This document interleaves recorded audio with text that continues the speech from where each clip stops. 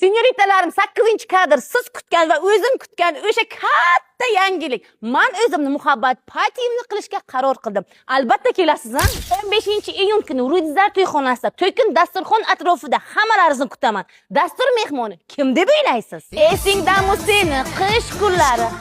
Hamma sevgan, yoshi qariga bir xil yoqqan, hech qachon trenddan tushmaydigan Tohir Sodiqov siz uchun kuylaydi. Bundan tashqari shou dasturlar, ko'plab sovg'alar va kutilmagan mehmonlar sizlarni kutyapti.